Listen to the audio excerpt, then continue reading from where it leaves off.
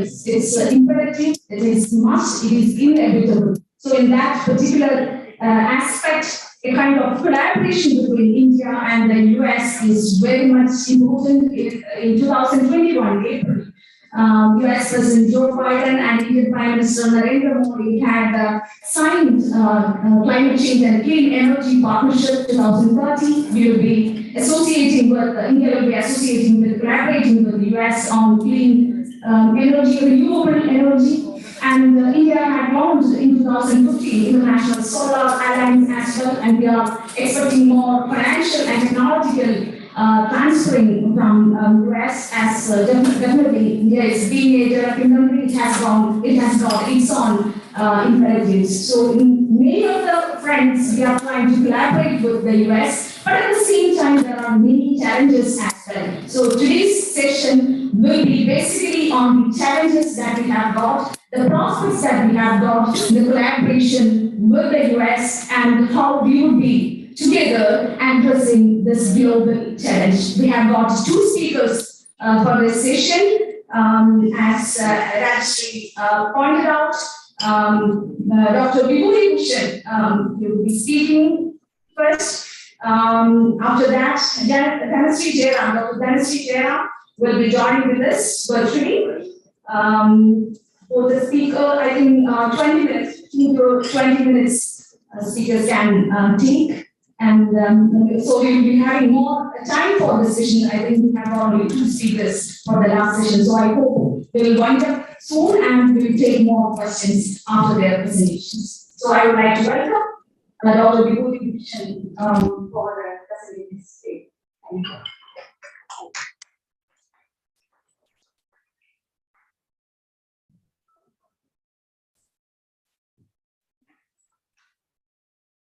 Good afternoon, everybody. Good afternoon, everybody. Respected Chair, distinguished delegates.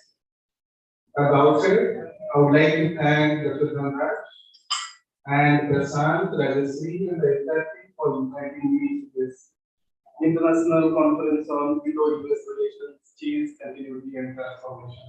Though I was on annual leave, I thought this would be very productive in case I come and join and speak on this occasion. The topic which I will be speaking on is in India convergence and challenges in clean energy and climate change.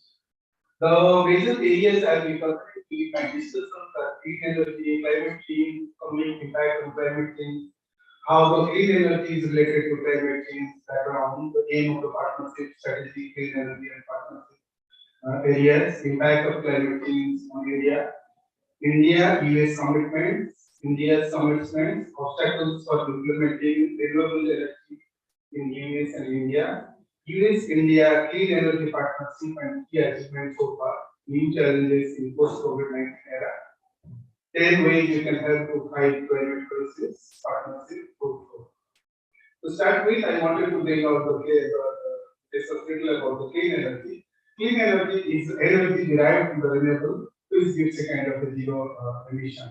In one example, we can give about the wind and solar energy going on as the clean energy. Coming down to the climate change is nothing but a significant difference in the weather patterns that we are experiencing for the last few years of the rainfall scale and the productivity that we all are experiencing since last 20 decades. Taking the example of Alaska, which is the ice is melting from 1986 to 2014. Around 12 miles of ice has melted, so that we are very well aware about the impact of the climate change that we are experiencing and projected. The economic impact associated with climate change is mostly on health stress, human health, sea level rise, loss of tourism, damaged capital, and agricultural losses. That is what we all are experiencing every day. And climate change has not become an issue of academician; it has become an issue of families. Even husband and wife also discuss about the adverse impact that we are experiencing on the climate change. How the clean energy is related to climate change. If it's is it connected to my? Okay. You can go to the fourth slide. Next. Next. Next. Next. How the clean energy related to climate change? The renewable energy minimizes carbon pollution and has much lower impact on our environment, and it is having momentum in songs. This way, it slows down the climate change. So, comparatively, renewable energy emits low carbon, which ultimately helps us, to come out from the adverse impact of the climate change. The background at the next please. At the Leaders Summit on Climate Change on 22nd April 2021, the Honorable Prime Minister Narendra Modi, His Excellency President Joseph Biden agreed to launch a high-level India-US partnership. The partnership agrees a bilateral cooperation on strong action in current decade to meet the goals of Paris Agreement. In fact, before the US was not part of the Paris Agreement, and subsequently they joined. The government of Republic India and the United States issued some of the statements. The statement one: the United States has set an economy-wide target of reducing its net greenhouse gas emission by 50 to 52% below 2005 level in 2030, which extended to net zero by 2050. This is as the part of climate mitigation effort. The government of India has set a target installing around 550 gigawatt of renewable energy by 2030. Initially, it was 175, subsequently enhanced to 450, and now it is around 550 gigawatt. Kind of this. The aim of the partnership is to basically demonstrate scale innovative clean technologies, building the capacity to measure, manage, and adapt the risks of climate-related impacts. And it has got two main tracks. One is strategic clean partnership, strategic clean energy partnership, and climate action and finance mobilization diagram. Mostly, they are they will be working in this major two tracks. And the strategic clean energy partnership has got major 5 pillars, which has got power and energy efficiency, responsible for oil and gas, renewable energy, sustainable growth and emerging fuels. So India and US task force renewable energy on biofuels is, I think it is likely to be formulated. So far as the literature review, I didn't find much about it. Is likely to be formulated. Support in India in 550 gigawatt of renewable energy capacity by 2030. These two things has to be in the pipeline. The impacts of climate change in India, mostly, as you know, India is mainly agriculture country. Around 58% of the total population mainly depend on this agriculture. So it will be one of the impact due to adverse impact of the climate change. The food productivity will be reduced, and climate change also will cause increased frequency of extreme event that we are experiencing, recurrent flood, cyclones, drought that we are experiencing now. It has become, if you go back to 20 years back, it was a kind of history, kind of an essay. We were sent to on high school mission. We were sent to field. Okay, go write essay on flood. But now no need to go to write essay to go to the field to see a flood. Flood is coming to at the doorstep. Morning you rise, you find the flood. So no need to go and see. Teachers will never bother you to send you to the field to write a essay on flood. Flood is at your doorstep. Similarly, the cyclones and everything. If you remember, from since 99, the cyclones frequency, I think, has remarkably, in 1972 there was a cyclone where the Odisha was remarkably affected, and in 99 it has really created havoc in our state. Over the night, more than 10,000 people died, and it was a big, kind of is a disaster in my state where we lost a lot of people overnight. A lot of villages were faced. And if you compare this with 2013, this ILA we experienced, we had zero casualty. So you can see how the government was proactive in to prepare. The other government tried to become, instead of becoming reactive, they tried to become proactive and strengthen the preparedness from community to till state level, so that there was well connected and preparedness was still there. So that's those kind of experiences we're having, and this will be also ultimately impact on food security. It will reduce, food productivity. And please, next slide, please. It will ultimately now affect the food security. It will create a kind of things. That's what we are also experiencing. India and US commitments. The US role, it plays to cut emission by 50 to 52%, as I had said earlier. The US also agreed to rejoin in the Paris Agreement. Then they have also attended this Glasgow, the Glasgow conference in Conference of Parties to 26. The US also agreed to double the public climate financing development to developing countries, triple the public financing for climate climate application in developing countries by 2024. These were the roles were well identified by US. Next slide, please. The India's commitment, like increased renewable energy target to 550 gigawatts. As I said from the beginning, initially it was 175, then came to 450, and now it is 550 gigawatt. Despite the development challenges, India has taken mainly bold steps on clean energy, energy efficiency, deforestation, and the biodiversity that we are experiencing every day. So India is one among the few countries whose nationally determined contributions are 0 degrees Celsius compatible. And this intended national determined contributions are each country's goal towards the getting this 2 degrees Celsius. India's per capita carbon footprint is 60%, which is lower than the global average that we all are aware of. Let me talk about the little obstacles for implementing renewable energy in the United States and India, coming down to the US.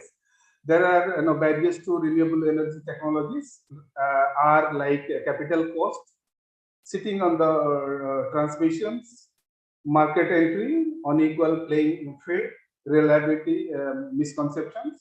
In India, scaling of renewables in India is a poor financial condition of power distribution companies that we are very much aware about the systems. So maybe there is a little somewhere it is lacuna, which is really becoming, unless until there is interference of private sectors, it becomes a little different. Cost is also another important factor. Transmission also is becoming another factor. Barriers to entry, political will, oversupply. In fact, in every these things, unless until there is the political will, it will be difficult to move further, for which we need to have a kind of advocacy. Let me discuss about the US-India Clean Energy Partnership and key achievements.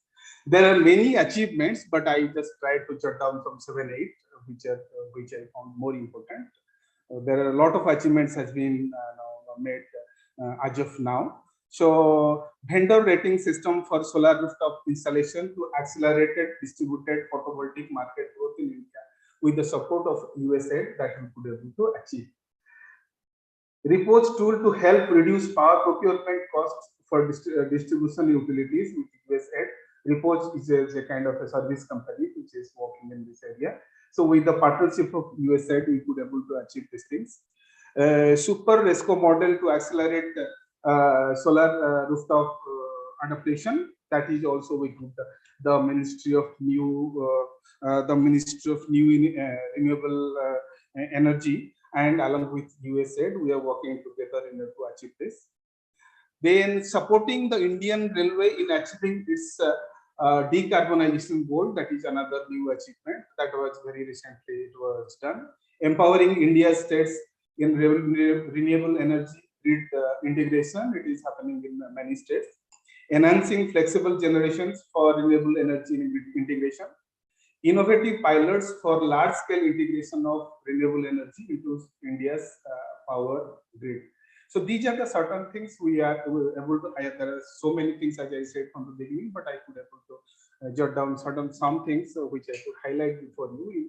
Along with the USAID, you could able to achieve all these things. Some of the new challenges that is coming up, like less interest in shared transport, more interest in private vehicles and modes, so that people are no more interested to go by jointly together, and that way we are using our own private cars, which is also contributing another way. Less demand of electric vehicle products in short term, so that is also another biggest issue. Impact on electric vehicle supply chain, that is also becoming a major issue. Impact of financing is a major issue, as I highlighted from the beginning itself. Impact on policy change. In fact, there is many states like electric vehicle policies and e-bus projects may be delayed due to other priorities and social distancing challenges. So that is also one of the major issue. Unemployment is also becoming major issue. Like Ola and Uber recently laid off around 1,900 employees.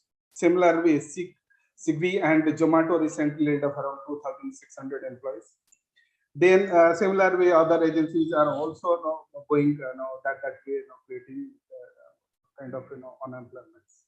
Let me discuss about what are the 10 ways that can help fight the climate crisis. As I was talking from the beginning, knowledge management is one of the major area where knowledge can be shared with everybody, and that will also help us to reduce. Spread the word, spreading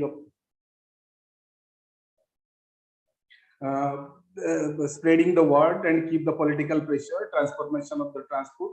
These are some of the areas where we can very well highlight in order to these things.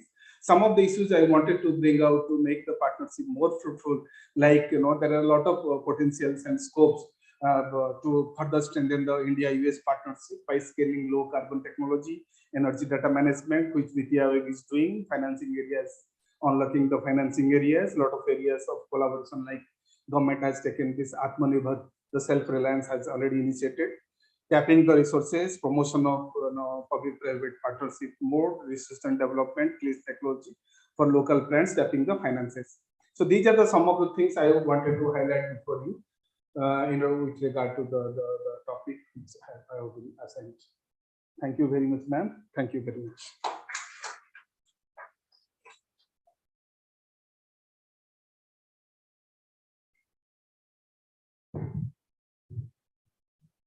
Dr. Bibhuti has given a very comprehensive approach to some practical solutions as well. Speaker is Dr. Dhanashree Jairam. Dhanashree? Yeah, thank you so much. Can you hear me? Can you hear me fine?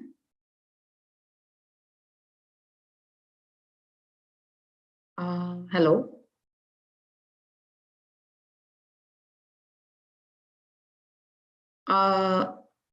Okay, I see yes, but I don't know if the panelists and the audience is able to hear me.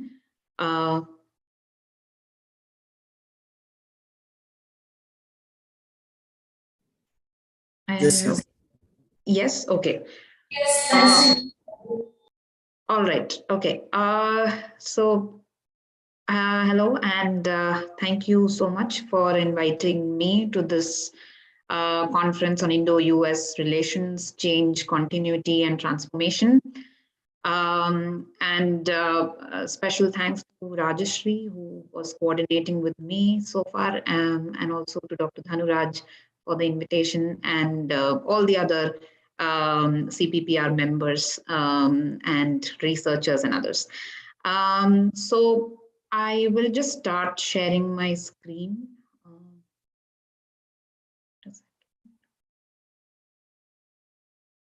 I hope the screen is visible. Yeah, okay. Just kind of following up and to follow and to carry on the conversation on Indo-U.S. climate diplomacy, clean energy, and issues related to climate change. The previous speaker also mentioned many things that I wanted to say, so I will probably skip over some of these issues, but then there is a lot that has happened in the past as well, even before PACER came into the picture, which is probably one of these landmark sort of agreements that was signed between India and US to advance clean energy partnership between the two countries. So there are a lot of opportunities today, but at the same time, there are also plenty of challenges when it comes to climate cooperation between India and US. Let me start with this particular statement from Barack Obama, former president of the United States. In fact, when he made the statement about relationship between the United States and India will be one of the defining partnerships of the 21st century. And this is something that he said in line with the way India and US need to also redefine their cooperation in the area of climate change. Because let's not forget that in the past, and even today, if you see the history of evolution of climate change partnership between India and US, there have been a lot of ups and downs over ideational principles, over practicality of different agreements that have been signed, and also in terms of climate finance, which continues to be like a big bottleneck when it comes to advancing Indo-U.S. cooperation. But yet, climate change is, as also the previous speaker also mentioned, it is one of these cornerstones of Indo-U.S. Cooperation, and needs to be one as we move ahead in the future as well. And as I mentioned, I'll probably start with the evolution of the international climate regime itself and how we have moved from the Rio summit, where the UNFCCC, the UN Framework Convention on Climate Change, was signed, to the Kyoto Protocol, which also something that defines the way the climate regime has evolved. In 1997, it was signed and it came into effect in 2005, and then of course the Paris Agreement, which is what which will obviously determine as to what the climate, how climate change would look like, and how international cooperation on climate change would hopefully help tackle this issue more effectively. But if you, as I mentioned, as in the past and even today, some of these reverberations are, of course, there when you talk about Indo-U.S. climate diplomacy, because when it came to the Kyoto Protocol, India was not obliged to reduce its emissions because India is a developing country, and based on the principle of common but differentiated responsibilities and respective capabilities, and also based on historical responsibility of developed countries like the US, it was a natural sort of decision to ensure that the developed countries would be having the onus to reduce emissions, while the developing countries may do so depending on their national circumstances and how and whether this is something that they would take up as a voluntary sort of target, which is what happened at the Copenhagen summit in 2009, where India took up a voluntary target to reduce its emissions intensity. The US, on the other hand, although it signed the Kyoto Protocol, it did not ratify it because of domestic compulsions. And that obviously led to a sort of a huge gap in terms of trust between countries as well, because this is especially US, which was the largest emitter at that point in time. Of course, China overtook it in the late 2000s, but US being the largest emitter of greenhouse gases, not being a party to the Kyoto Protocol, obviously created that rift within the regime itself as to what is the kind of legitimacy that Kyoto Protocol can have when the largest emitters, of course, China, when it overtook the US as well, was not party to the, although it is party to the Kyoto Protocol, it was not obliged to reduce emissions. So these kind of divisions obviously also created some sort of gap in cooperation between countries of the global south and global north, the developed and developing countries, and including between India and the US.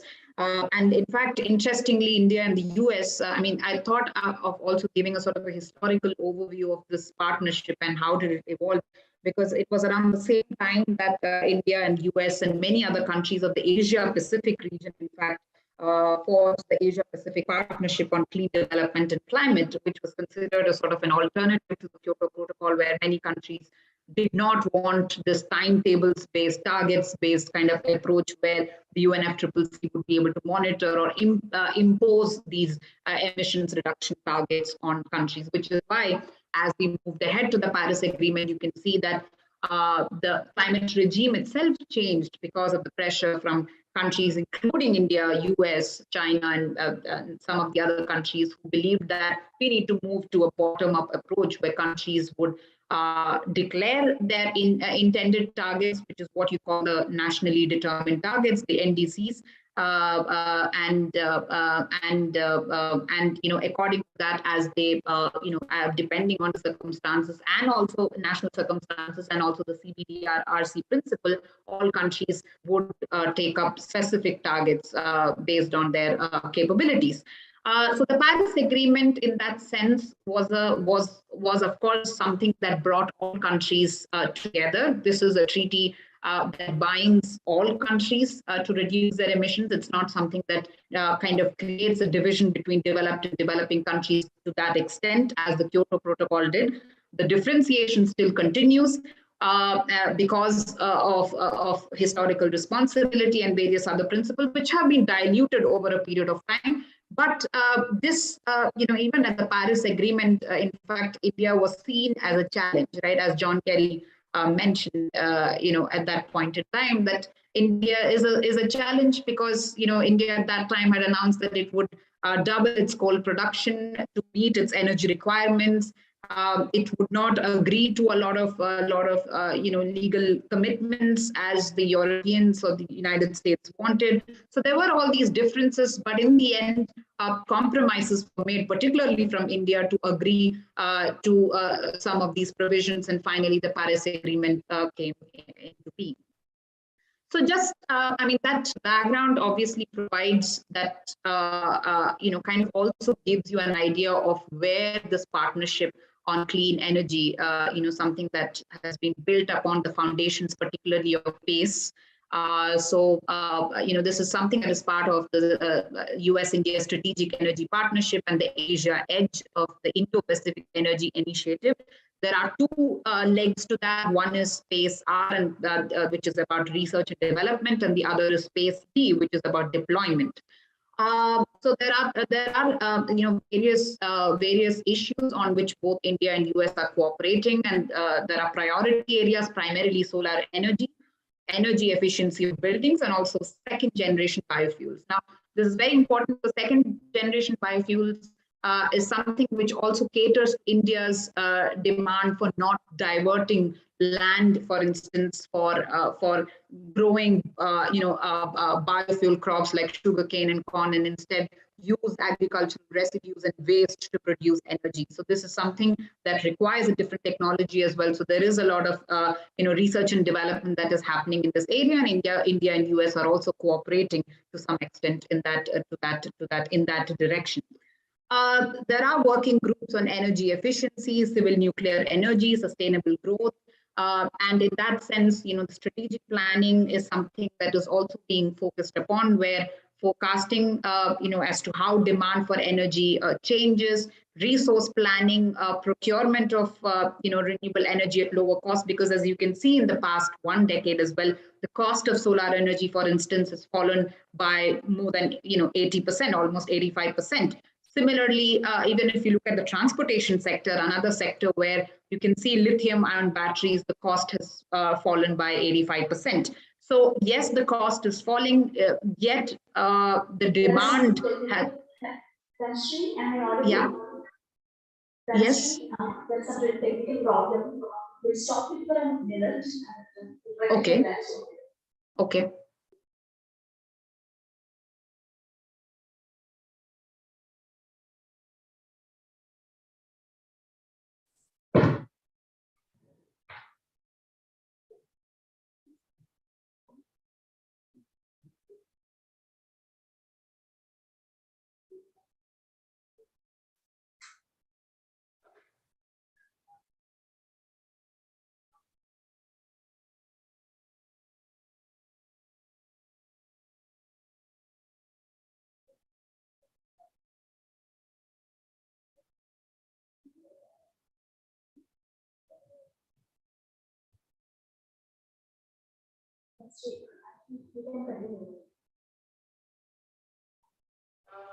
Hello, question?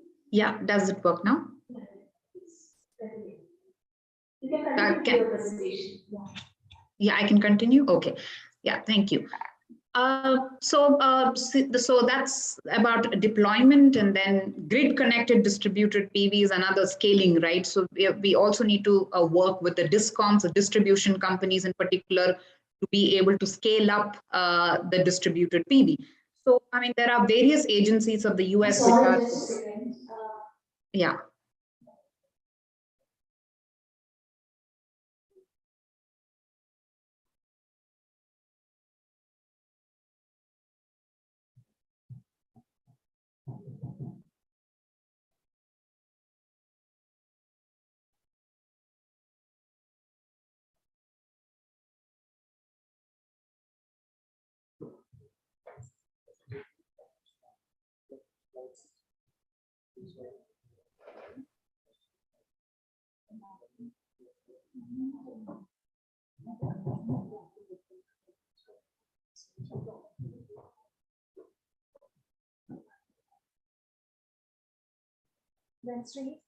Yeah. You can continue with your presentation. I think, if you could find it in 5-7 minutes, we can take up more questions as well. Okay. Yeah, fine. Sure. So there are various agencies of the US which are working on this as well. I'll probably move on.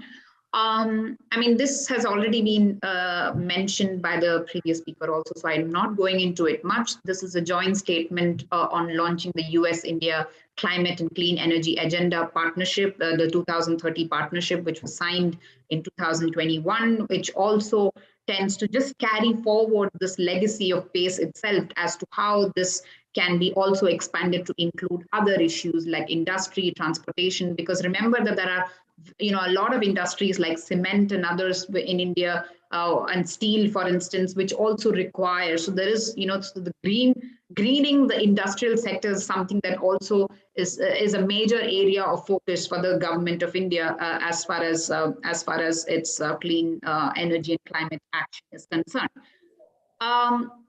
The other important development which happened again very recently is the setting up of. Yes. I'm so sorry to stop you again. There is some technical problem. Okay. We are really sorry. No problem. We hope we'll be able to.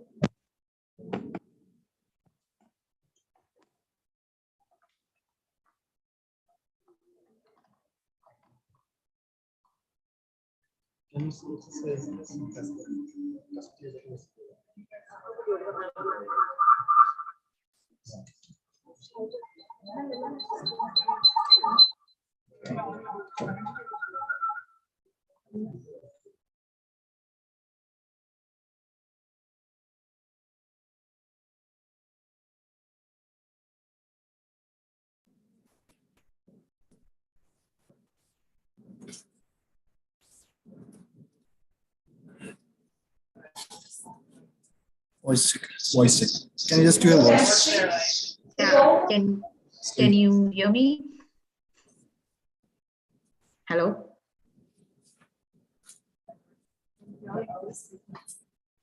No? Yeah. Okay. I can continue? Yeah, I suppose okay. So the other major development that happened recently is with the US-India Hydrogen Task Force, and Prime Minister Modi also mentioned that India needs to become this hydrogen superpower. The US is also focusing on it, and there is this collaboration that has started between the Indian Ministry of New and Renewable Energy and the US Department of Energy.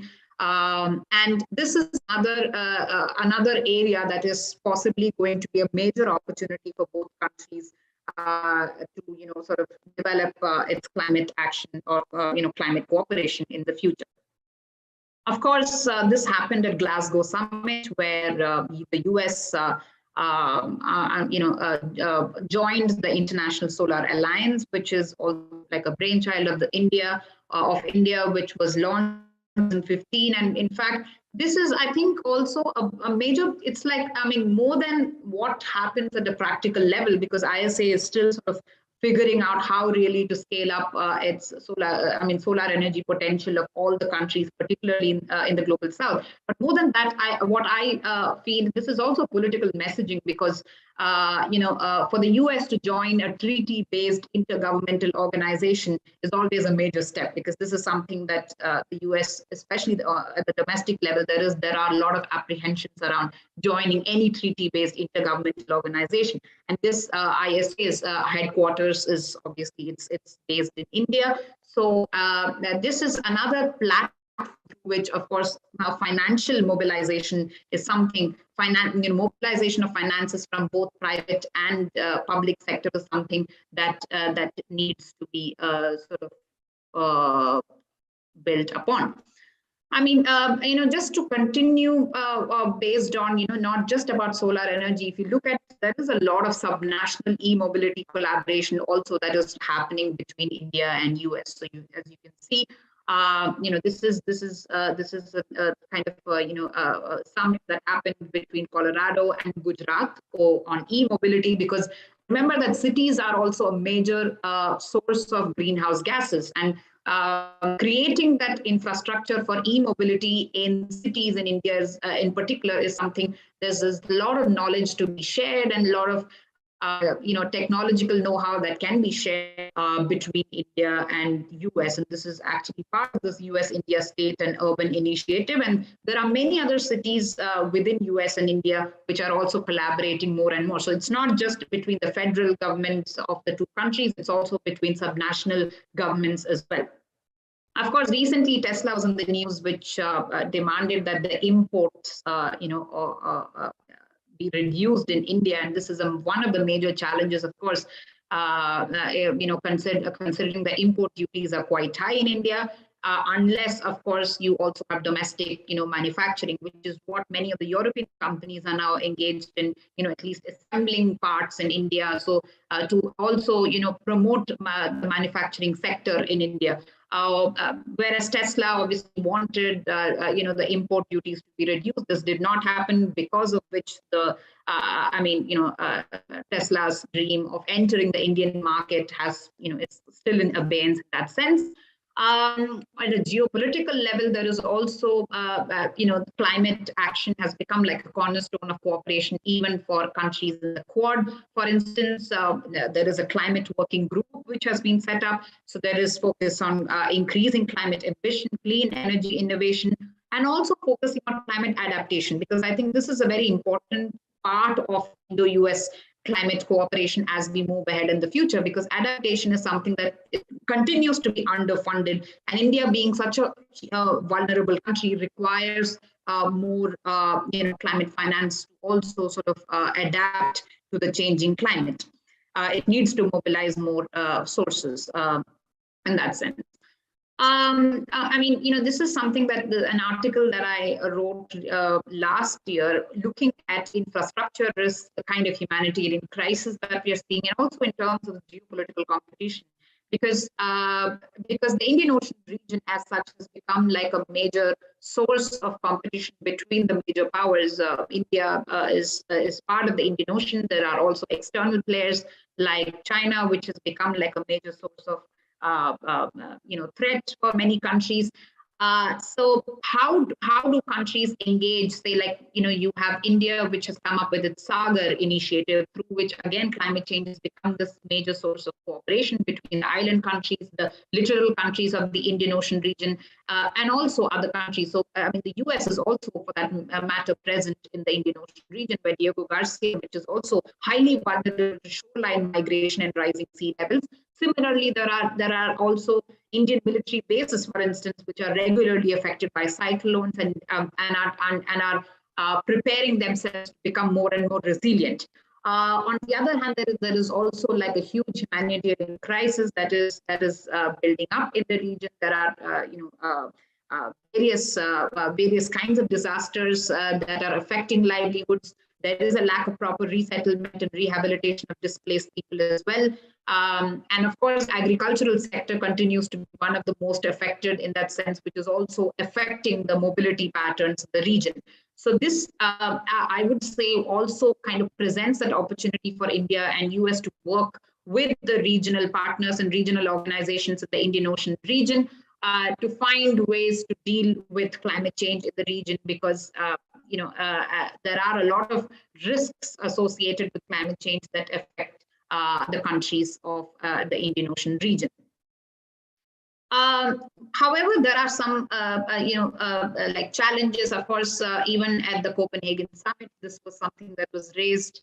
That G2, the concept of G2.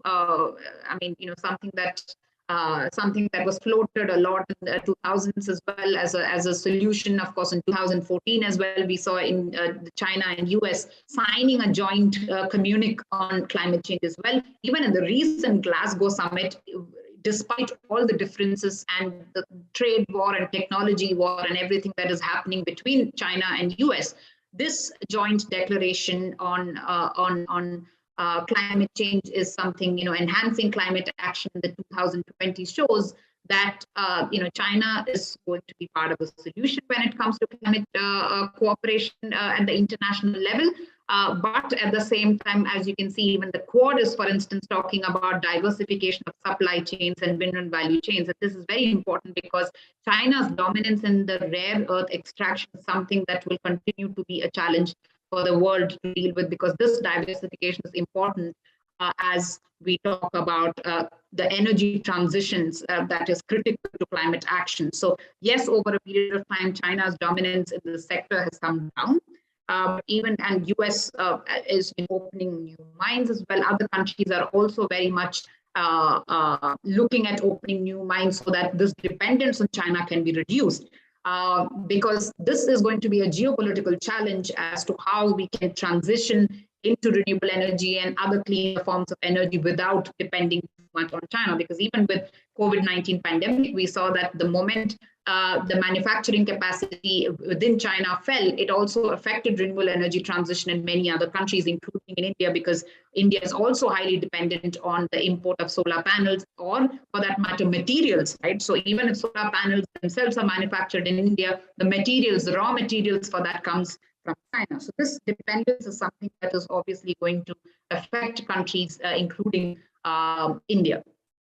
At the Glasgow summit, India made these pledges about enhancing its non-fossil fuel energy capacity and also the net zero, which is I think a very important step for India. Although the blueprint for how India is going to implement it hasn't been released officially, but then at least the intent is very clear that India also wants to become net zero. US has said that it would become net zero by 2050. So, although many people would say, okay, this is too late, too little, too late. In fact, the recent IPCC report also says that the greenhouse gas emissions need to start falling by 2025, and it needs to become half of what they are today by the end of the decade. In that sense, it's very important that net zero targets, even if they are set for like 2050 or 60 or 70, as the big countries have done, it's important that the emissions start falling now. We can't wait. We can't wait for the long-term plans to work. We need the short-term plans and the medium-term plans to work if we need to kind of prevent a 3-degree warming, as the IPCC report also says, by 2100. So I end with this. What are the challenges in that sense? There have been a lot of challenges, even in solar energy, even with PACE in the picture. There have been WTO disputes over solar panels, especially because of India's domestic content requirement, which some of the US companies have challenged. On one occasion, the US won the case. On another occasion, because of the subsidies offered by the US companies, India also challenged the US companies, and India won the case. So these disputes over trade and technology and innovation is something that is going to be a hurdle, and this is something that has also plagued other areas of governance as well. There is an innovation gap as well, because in terms of product innovation and process innovation, how do we bridge the gap in terms of how the research cultures really meet? That is an important point as well, because both countries are at different levels of development. The kind of investments that these countries put into R&D are very different as well. So innovation gap is something that will also put that hierarchy in terms of who is who is the bigger partner when it comes to this climate cooperation. China's RE dominance, as I already mentioned, is an issue. There is a huge gap when it comes to climate finance and investment gap as well. In fact, I mean, the political will in the US, for instance, is a major issue. Like, I think everybody would agree that in the past, I mean, after Obama, you had Trump administration, which was, which decided to pull out of the Paris Agreement and was not interested in cooperating on climate change as much as the previous administration was, with bilaterally as well with other countries. The political will in the US becomes a major factor in terms of how cooperation on climate change can be carried forward. In India's case, or in the case of US as well, circular economy approach, how do these materials can be reused and repackaged and or recycled or reduced? Because I think there is also a major element of behavioral patterns that need to change, and this is where the circular economy approach becomes an important element of what climate action would look like in the future, because we are also talking about scaling up, say, lithium-ion battery use. If lithium-ion batteries cannot be recycled, or there's not enough infrastructure to reuse them or recycle them, this is going to create the next big problem for all the countries when it comes to sustainability approaches. Just transition, as I mentioned, because there is a lot of workforce, especially if you look at India. There's a huge workforce which is dependent on the coal economy. There are states which are dependent on revenues generated from coal as well, and there are this whole, and there are a lot of informal sectors which are dependent on revenues from coal as well. So when we talk about transition, we also need to talk about how this can also be based on an equitable manner and based on justice. Fossil fuel investments continue to grow. In fact, even the US, in fact, has increased its fossil fuel investments, particularly in the wake of the COVID-19 pandemic. Most countries have, of course, scaled up their renewable energy investments, but along with that, the recovery, of course, is something where there is going to be a spike in fossil fuel investments. So how do we make it as green as possible, as healthy as possible? Do we use this opportunity to just reinvent the way we develop and we grow? And all these issues will obviously be like will present challenges to policy making and decision making communities as we move forward. I'll stop there and thank you.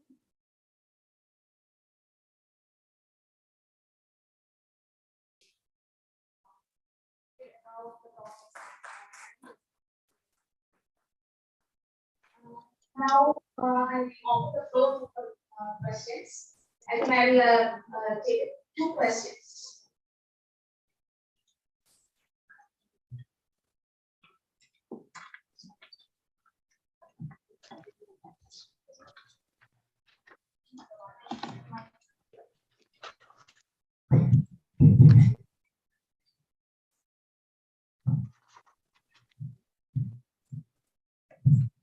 Good evening, everyone. My name is Priyanka. I'm a student of Chennai Bishop. So, my question is related to recent proposed changes in Biological Diversity Amendment Bill 2021. So, are the recent proposed changes in BDA fulfilling the international obligation for climate change? What are your views? Sorry, which bill? The recent amendment bill, proposed amendment bill, is related to Biological Diversity Amendment Bill 2021 of Indian Act.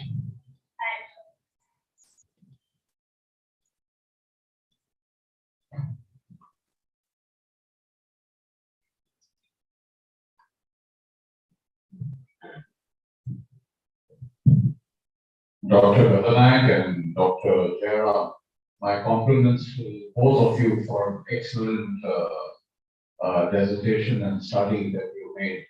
It's music to my ears from the Untitled Chapter of Commerce, because it's our focus on the environment on weekly basis. My question to you, Dr. Ratanayak, is you're from Rwanda, you're working in Rwanda, right? So Zipline, a US startup, is functioning there on drone deliveries.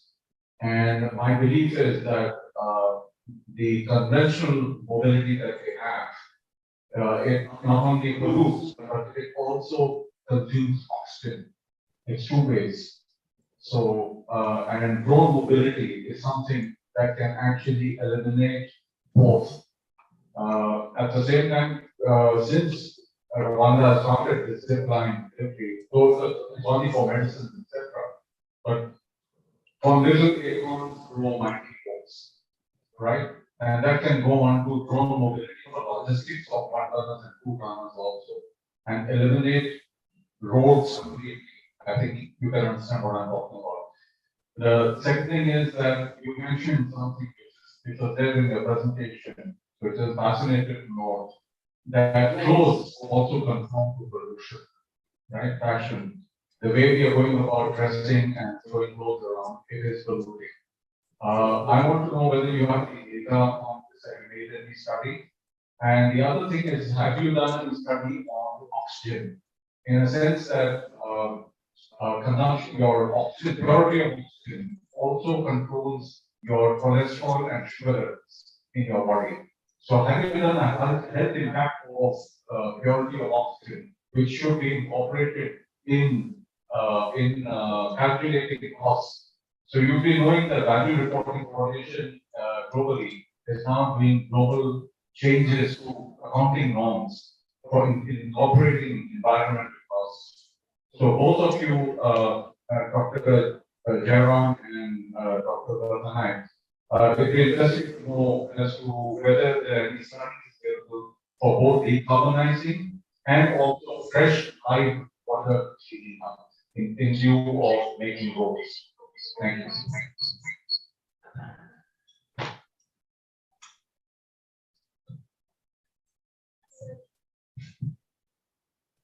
Not exactly a question, little value addition right. That not a possibility that the products in India is possible, particularly in the maritime sector. I think lots of things are happening there. In the future ports, globally, are going to be smart ports. What we mean by smart ports is that user level, that's what we call it as net zero compatibility. And then trade shipping is the future. Whether we like it or not, I think 193 countries have already ratified the Glasgow Convention or the United Convention. So there's a global destiny that future seaports, the transport process, and everything is going to be smart, clean, and green. And that's why I think a lot of that's one part of it. Second part of it is that will demand enormous amount of energy research. Now to lab research to bringing into the market itself. So that's where your liquid hydrogen and solar panels and all of that market itself. And that also involves technology selling. That's what we call it as anybody who's investing on knowledge, research in this area, they're also going to be market leader in this area. All this was a wonderful session. Thank you very much for this.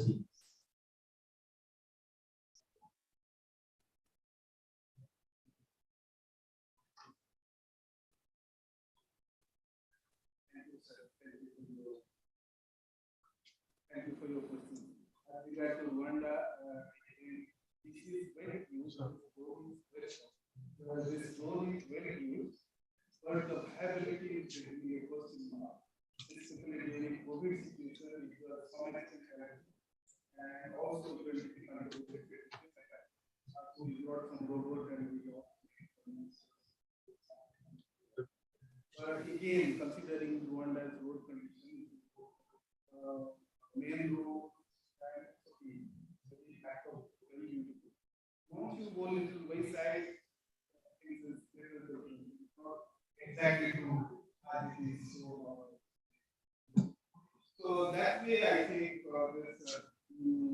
road is more suitable and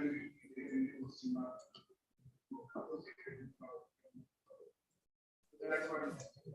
As regard to waste, I was reading some books, try to write down some points, like cite the example of e-waste.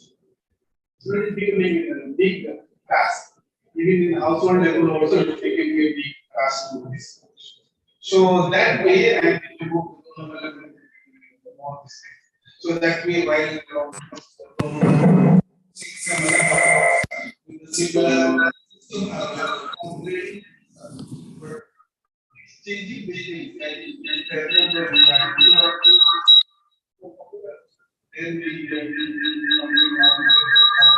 so that makes the so similarly, there's an approach also being kind of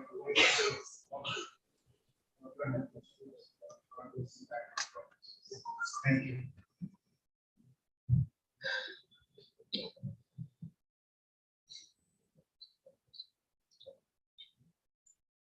Eventually, I don't know whether you've heard the questions. There were two questions. She was asking about the biodiversity bill that was proposed and how it will be having its impact on this climate change policy. And the second question was related to smartphones and all.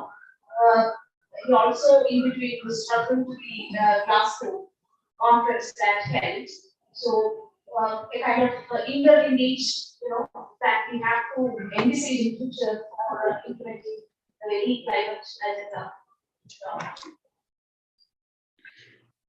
Okay, I mean, the second part I couldn't hear well. It was, I mean, the voice is very muffled. I don't know if I should, try and listen to the YouTube feed or something, because through Zoom, it's very muffled. I can hardly hear.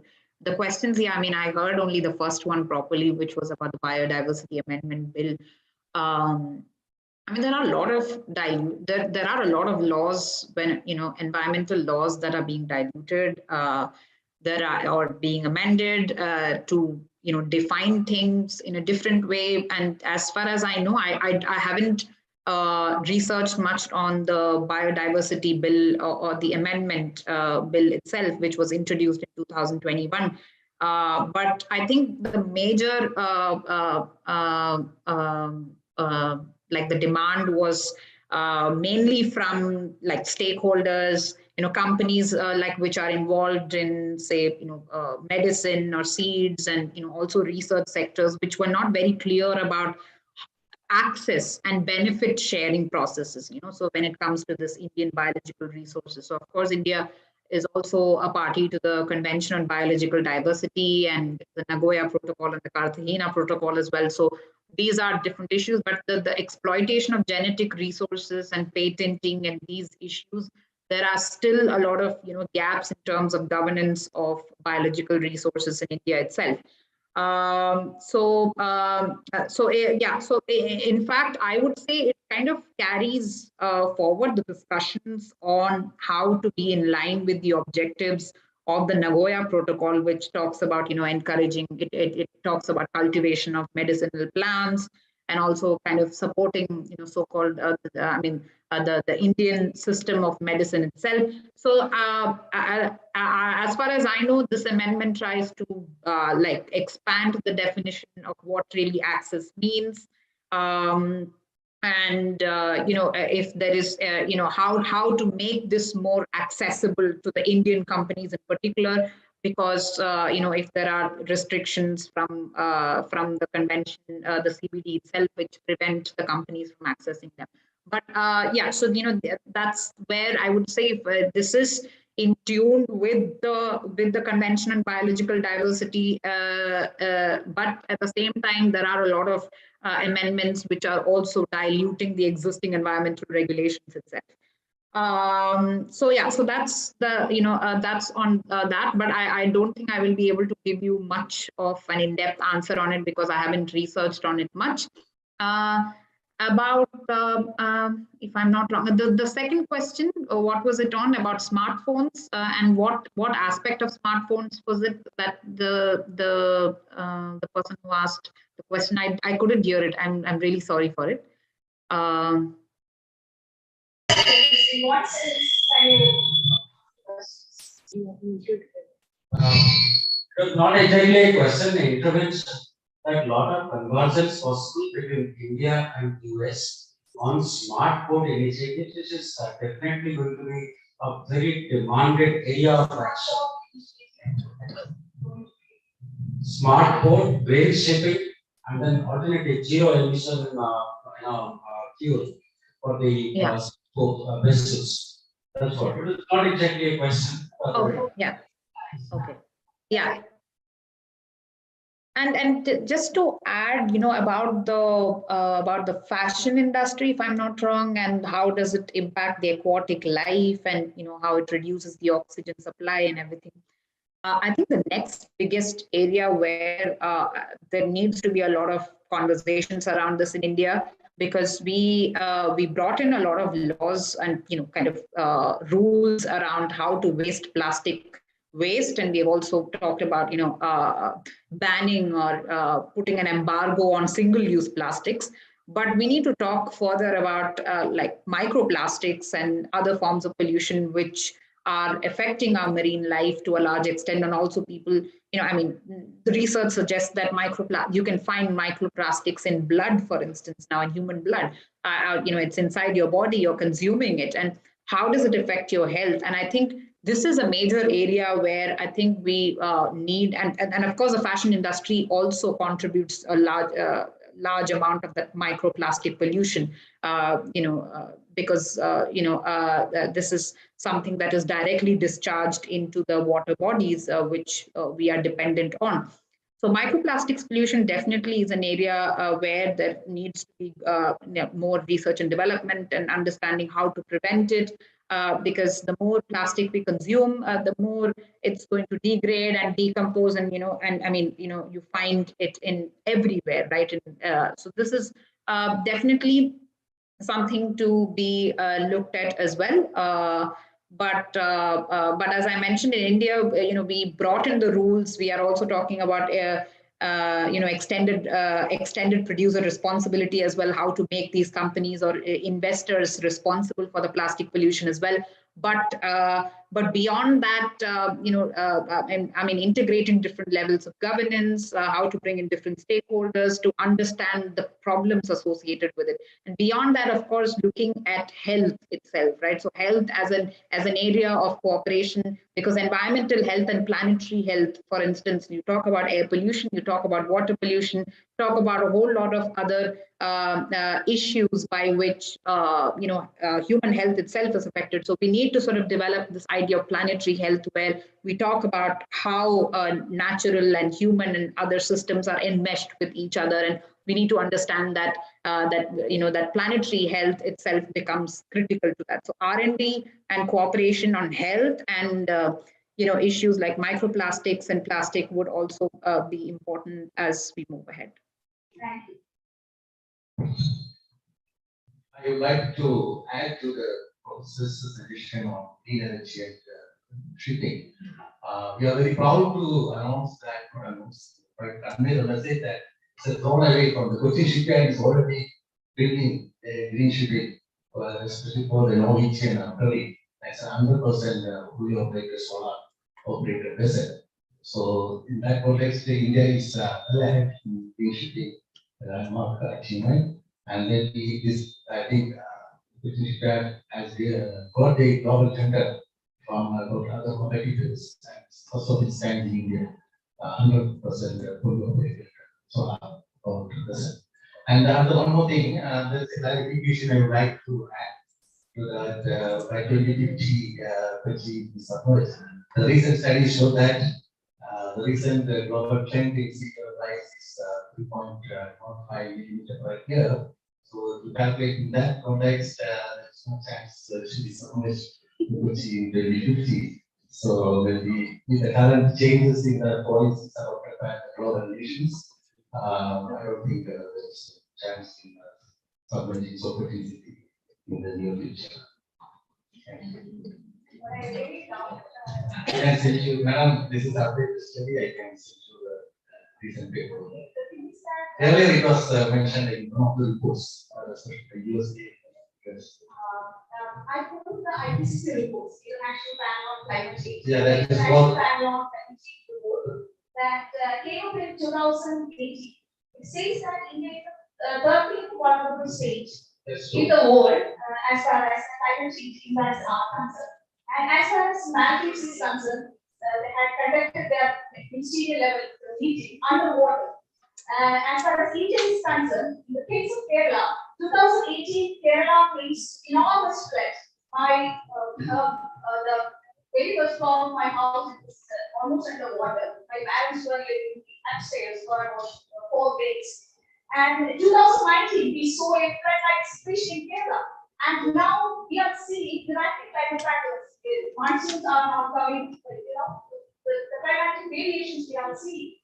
In June, July months, we used to get a lot of monsoon rain, but that's not happening. So the climate is changing, and the IPCC report says that we have to keep our global temperature rise below 1.5 degrees Celsius. Yes. Right now, it is not 1.5 degrees Celsius. It is about 2 degrees Celsius. And India is a country which is trying to keep up that path. In the case of as far as the Paris agreement is concerned, India is almost on the path compared to many other countries, but we are seeing the danger of climate change, and the reports are coming. As far as Kochi is concerned, we know that.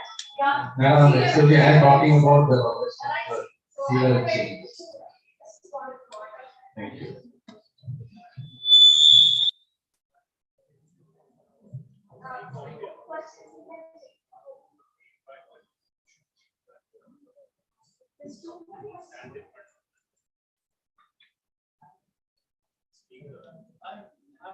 With all the kind of experiences that we have been going through, one is at the macro level, we do have the alerts that are coming at the advanced level. Secondly, we have experienced a kind of LU flood that came 2 years ago. With all these things, what is the learning that we have got? Is there any attempt? One is researching to find the problems. Then what about researching to find the solutions now? Where are we heading? What is in which direction are we going? Some questions. So that's a very critical question. I think that we have to ask ourselves. As far as Kerala is concerned, in 2013 we had a climate change action plan. In 2008 we had the national level action plan on climate change. We had the national level action plan on climate change in 2008. Following up that action plan, in the case of Kerala, in 2013 we gave form to Kerala climate change action plan. But so far we haven't implemented it at the grassroots level. I think one of the best solutions we can possibly provide, why don't we take into consideration the local health bodies, the panchayats. It is not just the state level we can initiate, state is important, but along with that, the local bodies, more funds should be allocated to the local bodies. First thing. Second thing, we have to identify the organizations, environmental organizations with which we can work. The civil society can do a very major role. Along with that, the climate literacy should be there. I mean, we have in our schools, in our school curriculum or in our college syllabus, we don't have lessons on climate change. Climate change is happening, and we don't teach our children. This is the reality today, and what are the lessons? How we can cope with this challenge? What are the mitigation strategies we can adopt? Adaptation strategies. I think this is high time that Kerala has to bring out. Identifying the gaps, identifying the lacunas in the climate change action plan. We have to bring out a full-fledged report on climate change. 2018 flood happened, 2019 flood situation happened.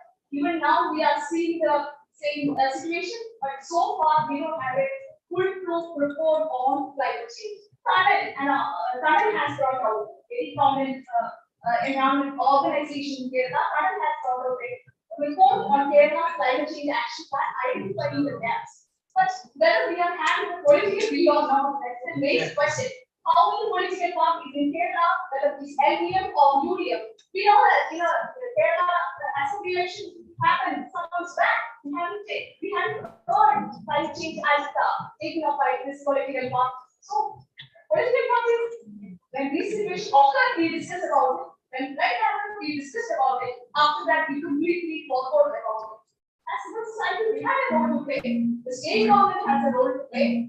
Environmental organizations have a role to play. More than that, the local health bodies have a role to play. And we have to teach the children that this climate literacy should be part of the school curriculum, college curriculum, and the university curriculum. Unfortunately, we don't have that. It's not the problem of Kerala alone, it's a problem everywhere.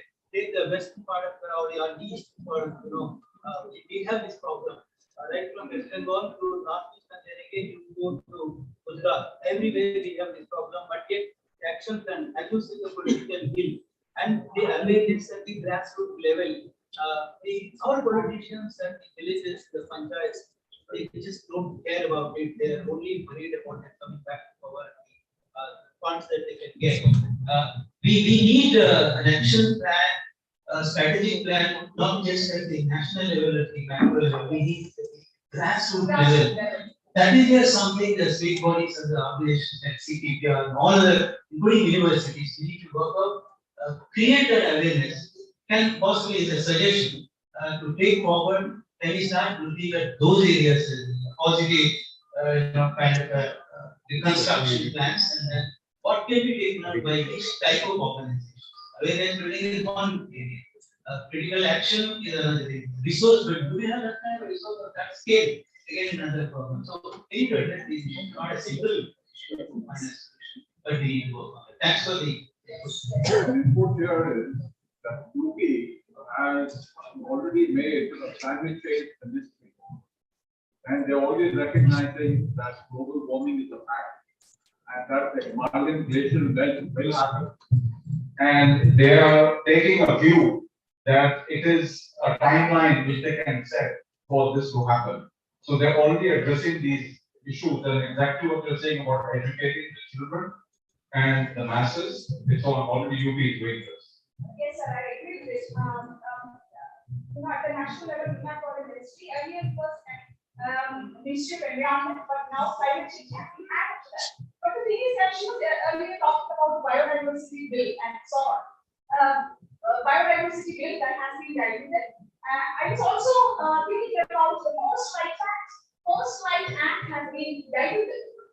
So number of bills we have got, they are trying to dilute the environmental laws. We don't have any shortage of laws. We have got number of laws in order to implement our policy in that. But the thing, what we are lacking is after a point of time, due to some intervention, due to some vested interest, this dilution happens. When it comes to various laws, this dilution is a reality. So that's it. Actually, it's a question of resources, right? There are no allocation of resources towards it. And I would feel that when you change the accounting standards in companies on how they're going to view a cost of production of a product, which is involving both oxygen, water, and other resources, so you actually effectively become net positive. I find that's a question of how we prioritize things. In our domestic politics, what we prioritize. As a developing country, definitely India has got its own economic imperative that we have to empower. As far as US is concerned, US is at a different stage of development. So definitely US can have a balance between these two. But as far as India is concerned, we have maybe a balance between environmental concerns as well as economic growth. But what we are seeing when we talk about Make in India program or many other kinds of initiatives that are being launched, this is No, I'm not talking about Make in India. No, I'm talking about simply globally or anywhere. When you produce something today, we are not taking in the cost of environment within the production process, right? It's done. We're only taking the cheapest manner of costing and then producing a product and selling it. But if you take the bare environmental cost and put it into the cost of production and business, right, including health, I'm a heart patient, so I know exactly what I'm talking about when I'm talking about health considerations of oxygen and water. When you bring that into your cost of production of the product, then when businesses adapt this, automatically resources will be allocated because you want to cut out the polluting substances. Environment should be taken into consideration of development and that's not happening.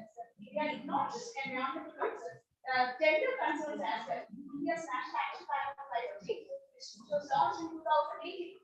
Gender is not being mentioned. So I think due to climate change, we will also bring along in terms of collecting water, cooking, so on and so forth. The most victims are women and children. But unfortunately, India's National Action Plan on Climate Change do not give any specific reference to the gender concerns. So I think that's also along with the environmental concerns that pointed out, gender concerns also, that's really important.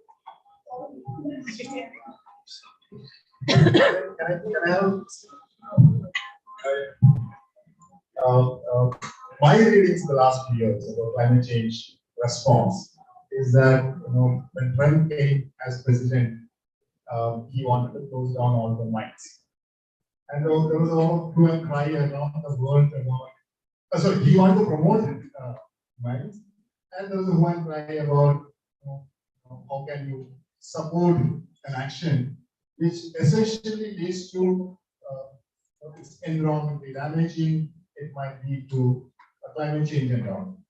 Now, in the Ukraine-Russia war, some of the European countries are actually looking for alternatives.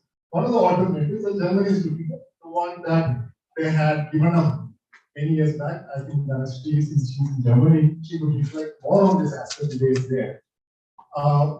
They are planning to restart some of the nuclear power plants. And I also see that some of the European nations are also looking for alternative LNGs and natural gas. So this is quite contradictory to the position that the global community have taken years back. That's my first question.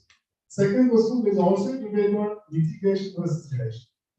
And the whole idea about you stop funding if these nations are not ready to adopt the mitigation strategy, or whether they will get into reduction side. Especially the African countries, the basic startups where billions of dollars are not given to them because they don't have the technologies. Mitigation versus adoption. So isn't it better, instead of talking about mitigation, why don't we adopt technologies that will probably keep that resilient ecosystem that will lead to economic growth as well as probably countering the climate change situations. I would like to hear from both. I would like to share my experience with in fact, we only cannot advocate for mitigation, we have to also advocate for adaptation. Both the things go together. We cannot take one thing alone because adaptation we are talking about policy and strategy. But when we are mitigation, we are working with the GIS center over there involving Africa. Because in Africa, mostly technology, there is a lack of technology, capacity, finance, so many. There are so many constraints together. So in this context, I would suggest we have to go together. Then only we can reach and achieve the goal. Otherwise, going mitigation is not going to solve all the problems. Adaptation should go together. That's why we have drafted policies and laws in many countries. Thank you. I think I could have answered. Thanks, Sri. We can respond to first question. Yeah, I think I heard it, most of it. I mean, like sitting in Europe here, everybody is very much concerned about energy security, especially because there is a lot of course, pressure to cut off gas supplies from Russia, which is, I'm in Germany, which is exceedingly dependent on Russian gas imports. And now, of course, the government is trying to diversify and talk, maybe import gas from Qatar and other Middle Eastern countries. Maybe U.S. is also being seen as an alternative from where gas shipments can be brought, but these are highly expensive. And even if you talk about cutting off gas supplies from Russia, it cannot happen immediately, right? So, this is going to happen in a phased manner. You can't suddenly just shut off the pipes, so it doesn't work like that.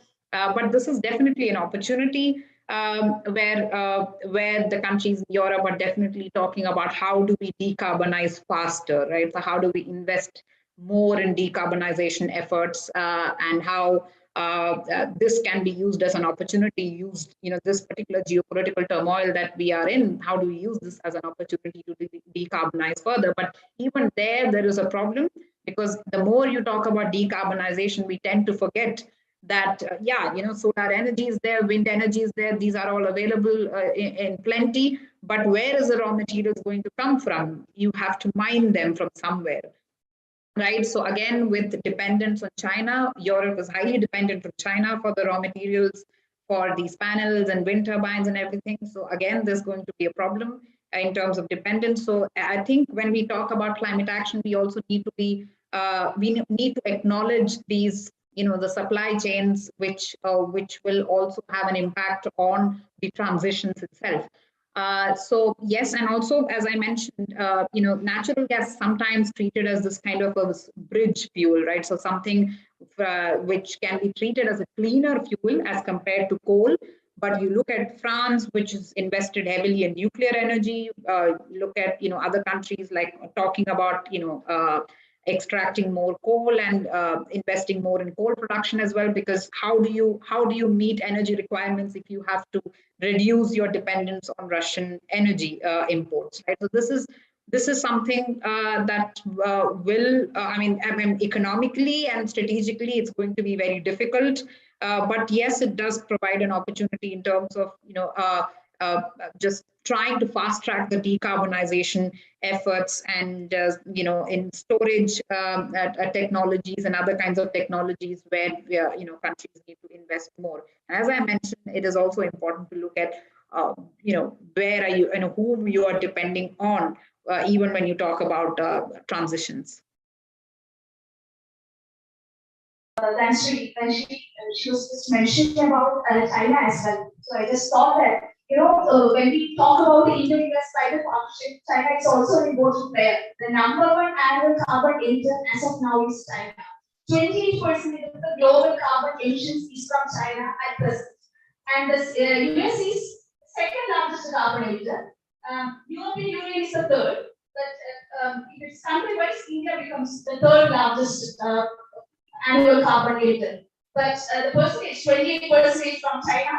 From US, it's around 15% of total carbon emissions. From India, 7%. So I think when we take the international politics into consideration, in order to keep China in track, the collaboration between India and the US is inevitable. Together, India and the US contribute around 21.6% of the total emissions. In order to get the Paris Agreement implemented, Paris Agreement is the only existing agreement as of now at the international level in order to address climate change. So, in order to have a very effective implementation of the Paris climate change agreement, I think India-US cooperation is must. And in order to keep China on track, because by 2035, China will be occupying 33% of the total carbon space. So, in that, keeping that in mind, I think as a strategy, India and US are coming together. Definitely, as a developing country, we are expecting more finance, more technological and financial transfer from the US, more investments from the private players in the US in the renewable energy sector. There are a number of issues also involved as well. But however, effective partnership between India and the US is very crucial in order to keep other players into the Paris Agreement. More than that, I think this is a critical issue for US as well, because during the time of Trump, as we pointed out, US had to withdraw from the Paris Agreement.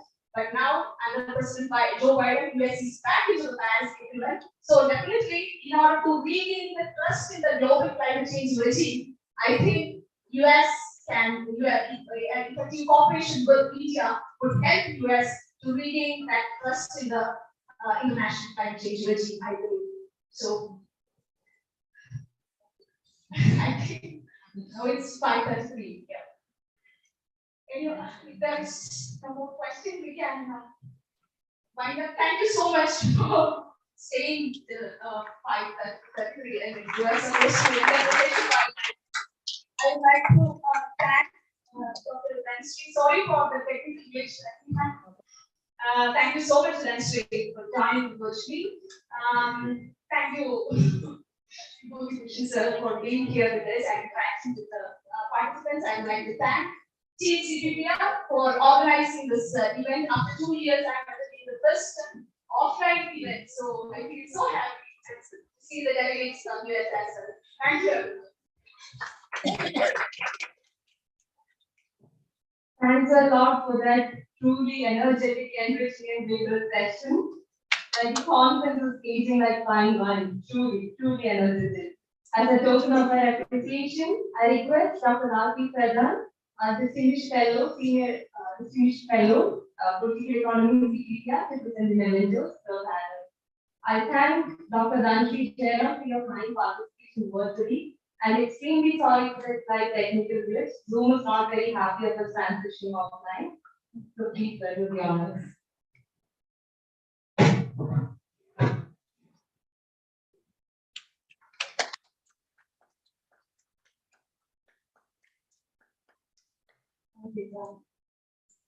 I invite the chair, Dr. Ranjini, to receive the mementos.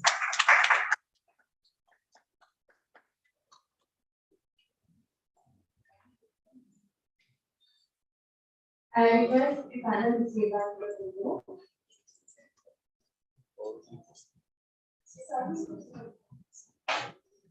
Pradhan sir, could you please join us? Pradhan sir.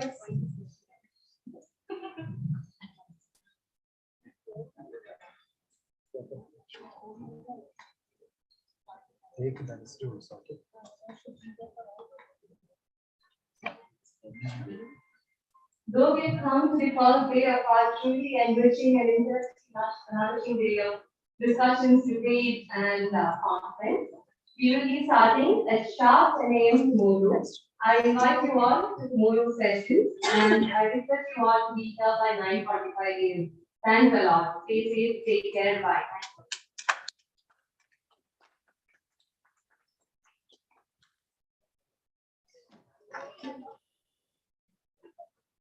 Thank you.